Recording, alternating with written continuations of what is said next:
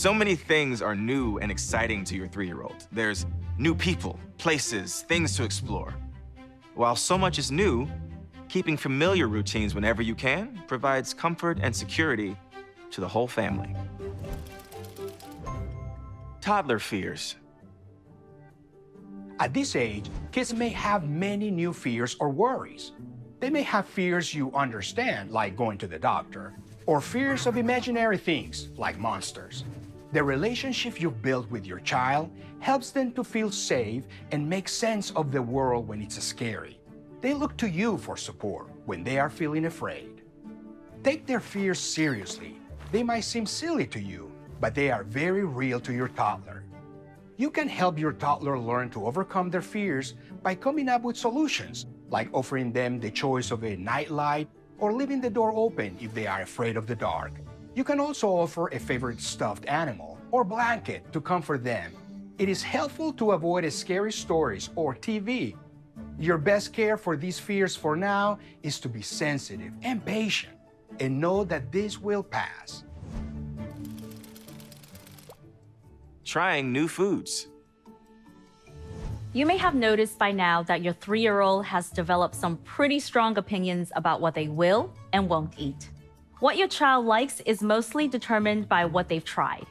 So give them many opportunities to try a wide range of foods, especially fruits and vegetables. Sometimes I have to try it first, and I have to tell her how good it tastes. We have a big emphasis on eat as much as you want. You don't have to finish.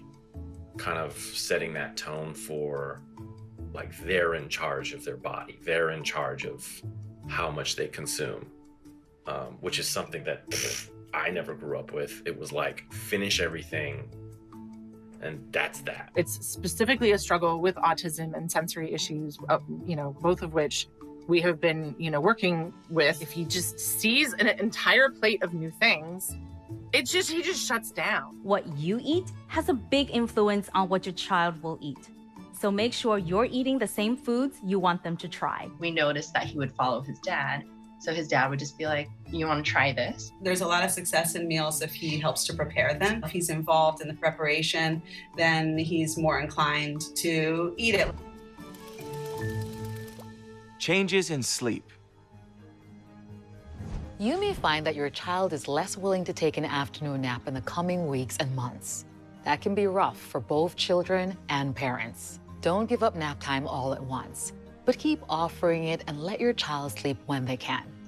When they can't sleep, let them have quiet time in their crib or bed. Quiet time can be playing with toys, books, or just telling themselves stories. This can help them adjust to afternoons without a nap and allows you both a little break. If your child is no longer napping and is cranky in the afternoon, try making bedtime at least an hour earlier. Your child still needs extra sleep, and many meltdowns happen just because they're tired. Use your child's mood to help you understand how much sleep they need. She was coming home from daycare and she was just acting out and just, her behavior was so uncharacteristic. And I was like, what's going on? And then I realized it's because she was tired. Why so many whys? The whys, I just find it so refreshing and kind of takes me back like, oh, wait, okay, I have to explain this whole big world to such a very little person. Yeah. Mm-hmm. So it's not easy all the time. And sometimes I find myself stumbling to find the right answers. They're also learning their negotiation skills with you. So, they'll be like, well, why can't I have that cookie? Well, because it's like 9 in the morning. When like the whys get like too much, then I totally turn it around on him and I'm like, what do you think? Like, why do you think you like with the cookie? Why do you think you can't get a cookie? And I make him work through the reasoning.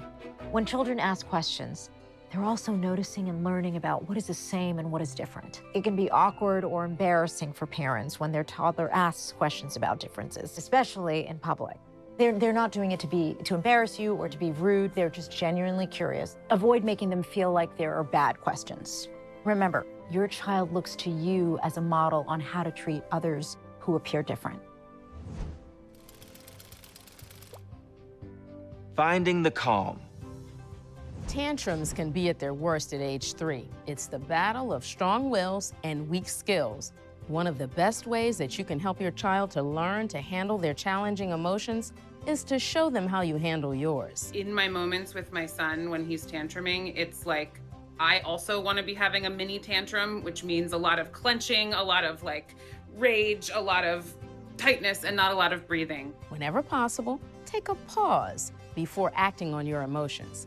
Even the slightest pause can interrupt your reaction and gives you time to think about the situation and about what to do next. Frustration can get the best of anyone. All parents lose their temper sometimes. When this happens, own the fact that you overreacted and apologize. I lost my cool. If I yelled at him, I will, I'll get on his level, and I'll be like, hey, listen, I'm really sorry that I yelled at you. I was frustrated, but I shouldn't have yelled like that, so I'm really sorry, and I'll try to do better next time. Safety, emergency preparedness.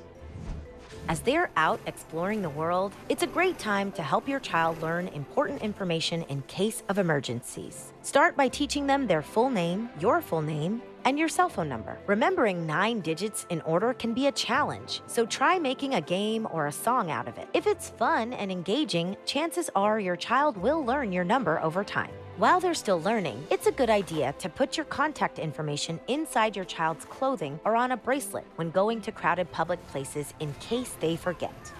Teach them that if they get lost, they should stay where they are, call out your real name, and find another parent with a child to ask for help. Fears. Show your child that you take their fears seriously by offering a favorite blanket, nightlight, or by leaving the door open. Behavior. Asking why is a normal part of your child's development. Be patient with them and with yourself as they try to figure out the world. Emotions. Your child learns how to handle their emotions by watching you. Try to regain your calm if you get upset. Safety, emergency preparedness. Help your child learn your full name and phone number and pin this information inside their clothing when going to crowded spaces. Your connection with your child matters to their health. The strength of your relationship shapes the way your child sees and experiences the world and helps them deal with the challenges we all face. If you have any questions about ways to support and connect with your child, be sure to ask during your visit.